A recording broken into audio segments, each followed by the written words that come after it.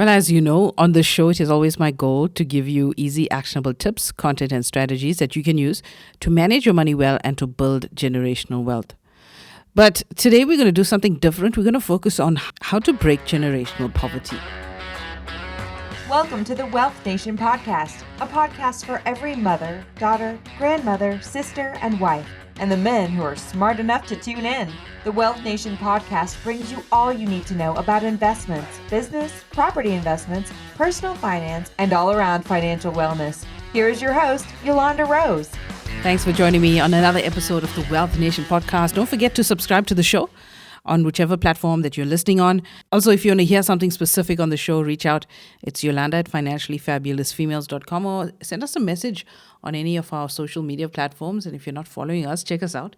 It's Financially Fabulous Females on Facebook, Instagram, Twitter, LinkedIn, and YouTube as well. The Wealth Nation podcast is sponsored by Financial Success Summit 2021.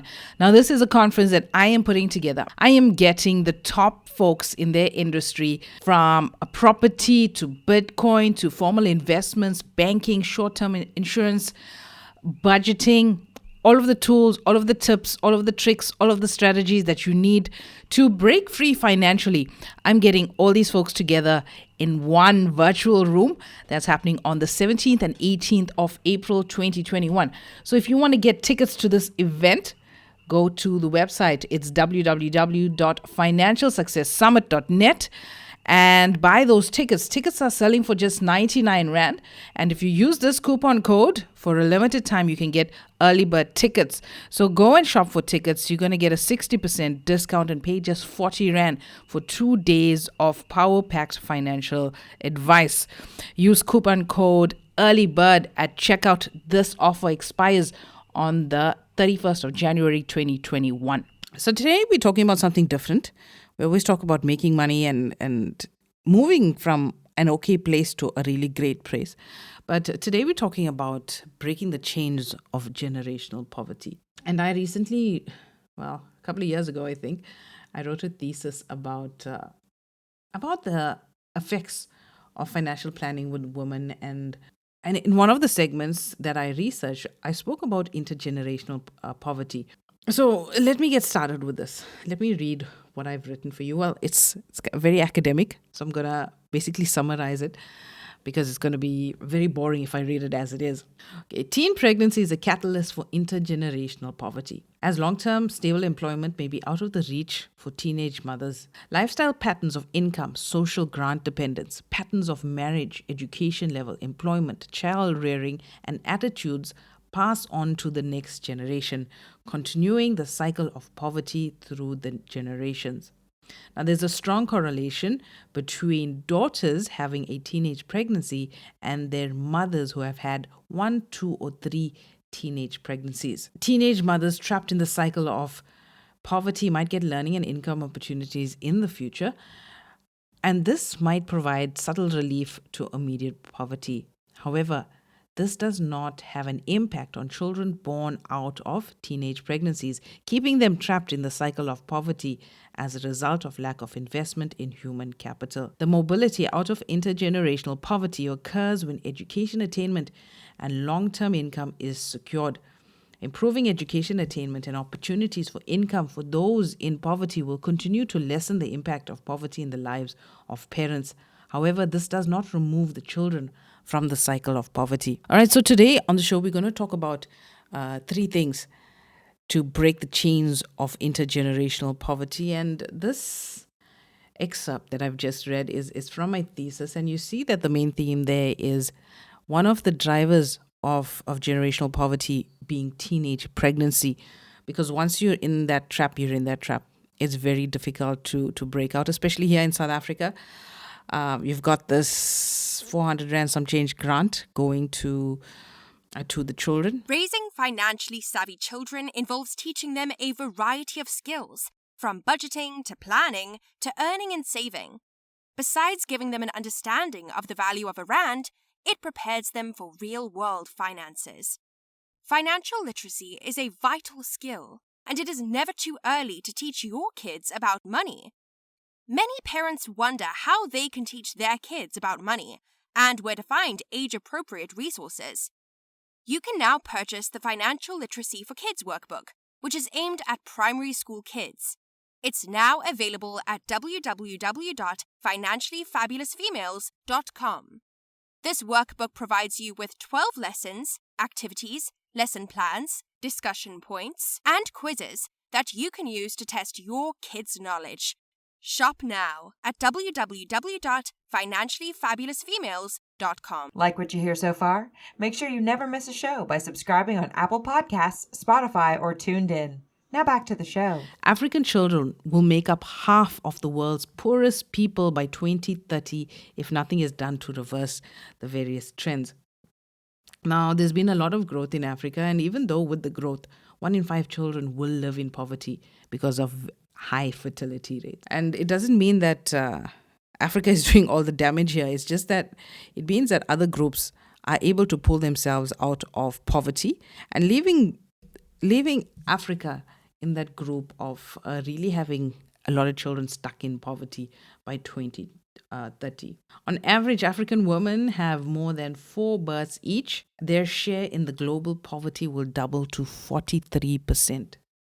So we can see that pregnancy and having multiple births when you can't afford to support children is one of the greatest barriers to poverty. And we have this problem in South Africa. People are making babies that they can't afford at an alarming rate. In fact, I'm sitting in front of a graphic that was produced by, I think it was the Mail and Guardian. And if you want to have a look at the graphic, you can go to our website. It's www.financiallyfabulousfemales.com. And I will place the graphic on this podcast on intergenerational poverty. And so you can search for it and have a look at it. So in there is the graph. And the graph has the 4 racial groups. Unfortunately, it's broken down by race. And you'll see the birth rate of the white, colored, and Indian population are really, really, really low. In fact, you'll find the white population group actually in the negative. The white group actually has a negative population growth rate in South Africa. Then you have the black population group extremely high. All right, and this is one of the contributing factors to the financial disparity and the economic disparity that we have in our country, and it's only going to widen if we can't get the birth rate under control. Now we see, I've read out the statistics. It comes from an organization called ODI. ODI is the Overseas Development Institute, and they've done this research and told us that Africa is where the poverty is going to be, and one of the biggest contributors to that is going to be the uncontrollable birth rate that is coming out. Now, there are various other aspects to look at. The report has indicated the cultural aspects. People are not willing to use contraception to control the birth rate. Contraception is seen as distasteful, causing harm, and people seem to be very ignorant about it. And this mostly is coming from out of West Africa. But government has done so much. I mean, we're always quick to criticize government, right? But, they distribute free condoms. They have their various family planning programs. And unfortunately, we have abortion in our country, which I'm totally against. I would rather have an abortion-free society. But we have all of this there, and we're still in high levels of poverty. And we also have the grant system that sort of feeds into this very high birth rate that we have, where people are having babies just to secure that grant. And it's very unfortunate because it's such a small amount of money. But how do you survive on a 400 Rand some change a month? Babies are not cheap. All right, so we're going to look at the 3 ways on how we can break the chains of generational poverty. And the first thing is education. And this is one of the greatest tools in improving your finances, education. And that's what been one of our major focuses over the last couple of years at Financially Fabulous Females, is to focus on financial education. And we have this platform and YouTube and Facebook and our private members group as well, where we educate you about finance. And, you get the generics about finance, budgeting, credit cards, but we give it to you specifically in a South African context. Now, 4-year degree is helpful, but the graduate sitting at home might not agree with you because they can't get jobs. There's other ways. It's not the only way to get a better education. There are other programs, vocations that you can follow to get an education. Now, the key here is to research the options that will get you an education. And there's various organizations in South Africa that allow you to study further, various bursary options, funding options that government provides to help you get an education. Now, a degree does not guarantee you financial security. It doesn't even guarantee you a job in South Africa. And it's hard to get a job when you don't have job experience. And this comes from somebody who has never been employed in this country. I've always been in business in this country. I've never been employed here. So one of the greatest tools to get yourself out of poverty is education. And unfortunately, people need to make use of the various free options using internships, apprenticeships to try and get any sort of skill behind their back. And I know it's very difficult to do, thinking long term in terms of education, a degree, and things like that, when you can barely survive the week or the day, for that matter. The second thing you got to do is invest. Now, one of the reasons some populations are more likely than others to struggle to overcome generational poverty is due to the lack of financial knowledge on topics such as investment. And like I said, there's free information on our YouTube channel. I've given you tons of free information there on investing.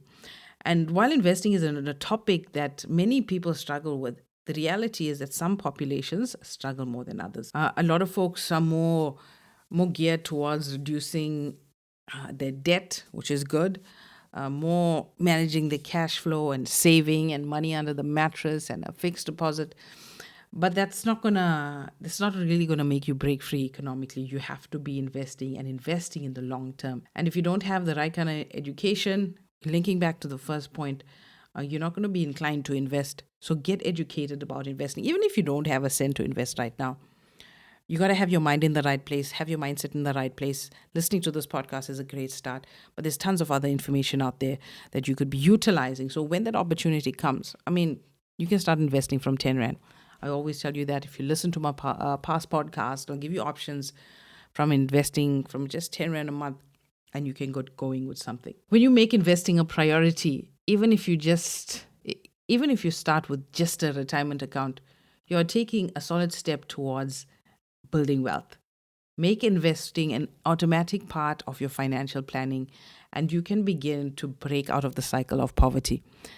Now, in any highway you go, drive past in South Africa, you'll always find a squatter camp. And nowadays, a squatter camp will at least have 30 to 40 satellite dishes, depending on how big the squatter camp is. Now, imagine if those people chose to invest their money, if they had their money they had their heads in the right space. A DSTV subscription, the cheapest one is what? I don't have DSTV, so I don't really know. So I'm assuming it's around 200-300 rands or so. 200-300 rands over 5 years is a lot of money. Let me show you an example of how you can break the cycle of poverty in the long term. Let's say you have a child. You put in 10,000 Rand into a retirement account in South Africa for your child. All right? Because it's a retirement account, the child cannot touch that money. Let's safely say that we are getting 8% a year. 8% a year is fairly average if you are in the right kind of portfolios, you're looking at it and you're monitoring it well. So let's say you're getting an 8% return a year, all right? And you don't put in any other money other than that. That 10,000 Rand over 65 years is about 1.4 million rands. Now imagine if your parents did that for you. If your parents put down, it couldn't be 10,000 Rand when you were born, maybe something more equivalent, inflationary equivalent to that time. But 1.5 million at retirement can make a huge difference. It could make a huge difference to how you spend your money now. You can put less money away at retirement and put more towards aggressive investing. It just changes things. So I challenge you that if you're really struggling, you're barely making it, you're living paycheck to paycheck, if you are willing to make the sacrifice to ensure that the next generation in your family is able to break free from poverty, I challenge you to do this for your child. To put in an amount, 1,000 Rand, 2,000 Rand in a retirement annuity for them and forget about it. Give it to them as a gift. Leave it to them in your will or something like that. Let it be for them.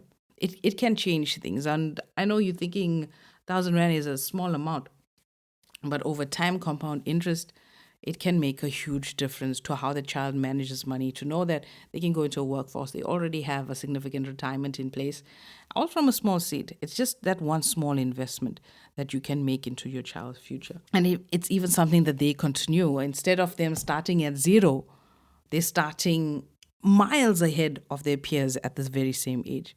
Imagine if they enter the workforce with already having 300,000 Rand in retirement savings left. They're thinking different. Their confidence is more up. They're more interested to know more. The mindset will change. So the next thing that you consider to get yourself out of poverty is mentorship. Now consider looking for someone who can help you to overcome generational poverty.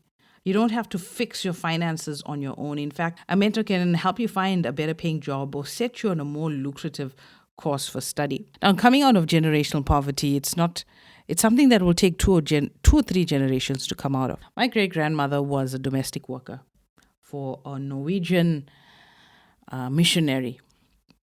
Okay, she had my grandfather. My grandfather was waitering, an Indian waiter in Durban, 40s, 50s, and 60s. That's what he did. The thing that broke us free was his education. While waitering, he took a course. And, during that time, our history, how it is, Indians couldn't study anywhere. And in fact, there was a guy called M.L. Sultan who developed a university or a training school for Indians. And my grandfather was able to study at the school. He studied catering. And with that catering qualification, he was able to move up into management. So with management comes the various perks and pension and whatever. So he got a little bit financially savvy. So he eventually ended up in management for a missionary hospital. He was the head of the kitchen, senior manager. And from there, my mom was able to get into nursing. It's just that one thing. Imagine if he didn't study. He would still be in that waitering circle, bussing tables, living on tips. But he made that sacrifice to do this course. In fact, I have a certificate in my kitchen. So I will never forget the sacrifice that he made. That one sacrifice 3 generations ago or 2 generations ago that changed the whole trajectory of my family. That one educational qualification. All right. So if you are in that position where my grandfather was back in the day, be willing to make that sacrifice where you don't see anything in your generation, but your seed, your family down the line will be able to see the fruits and appreciate the sacrifices that you have made. So my grandfather got his studies done, moved into upper management, got a pension plan, got insurance, and my grandfather died young in his early 50s, leaving my grandmother a young widow, for something. And it was his insurance and his pension that was able to take care of my grandfather. And luckily, my grandfather left her house as well. All assets which were leveraged to make my grandmother's life more comfortable. My grandmother was a housewife. She didn't have any working skill to go out and work once my grandfather died, and he took care of his family. My mother went into nursing. My mother has all sorts of degrees. She's got a master's, traveled all over the world. And then there's me. I've studied further. I'm into finance. I'm into business. All right. And for in our family, that turning point was my grandfather, who made that sacrifice to go and study. And my challenge to you today is to, if you are in the situation, is to make that sacrifice for your family. One of the hardest things about moving forward in your career and in your finances is knowing how to take the next step and seeing yourself in successful people. Now, a mentor can help you move forward. A mentor can connect you to educational and information resources that can help you transform your own life. Now, back in the day, my parents and my grandparents, they didn't have podcasts like this one. All right, so if you're looking for a mentor in finances, we have the mentorship program called Wealth Insiders, where we take in a group of people. We give you all of the resources you need. We constantly training you, exclusive training once a month, and those resources are available for you 24/7, so you can learn whenever you want to learn. Previously, if you wanted a mentor, you had to work on their timetable. You had to be somewhere at 8 o'clock because it's convenient for them. You don't have to do it now. Especially when it comes to finances, I have the resources available to you. So reach out if you want to join this membership. It's called Wealth Insiders. Tons of information that help you guide you through the South African financial system, where you can leverage, what you can leverage, how you can leverage, and you have access to me as well. where we can sit down one-on-one and we can work on your finances. So go check that out. It's www.financiallyfabulousfemales.com/join, and you can get into the Wealth Insiders program. It's currently, the price is 250 Rand a month, which is an absolute steal to get access to such exclusive information, and it's very customized information. We will respond to you as well. All right, so those are the 3 things that you need to get out of generational poverty: education, investing, and mentorship, all of which we provide for you on the Financially Fabulous Females platform. All right, so that's it for me on this episode of the Wealth Nation podcast. I will chat to you soon. Thanks for tuning in. Make sure to visit our website at www.financiallyfabulousfemales.com and sign up for our free investment masterclass.